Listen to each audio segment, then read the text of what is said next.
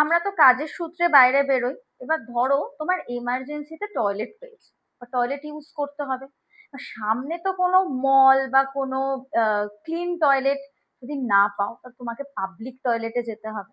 এবার পাবলিক টয়লেটে গেলেই দেখবে তোমার একটা ব্যাড স্মেল বেরোচ্ছে, একটা আনইজি ফিল হচ্ছে।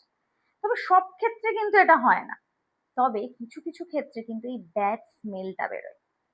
আজকের টপিক হলো এই যে ব্যাড স্মেলটা কেন বেরোচ্ছে। কারণ এই যে ইউরিনের মধ্যে থাকে ইউরিয়া, এই ইউরিয়া অ্যামোনিয়াতে কনভার্ট হয়ে যায়। এই অ্যামোনিয়া কিন্তু খুবই তীব্র, ঝাঁঝালো এবং গন্ধযুক্ত গ্যাস। আবার দেয়ালে লেখা থাকে দেখবে এখানে প্রস্রাব করিবেন না। এটা কেন বলতো? কারণ অ্যামোনিয়া খুবই কোরোসিভ নেচারের হয়। অ্যামোনিয়া দেয়ালটাকে ক্ষইয়ে দেয়। তাই জীবনযাপন করুন, কিন্তু সুস্থভাবে এবং সাবধানে।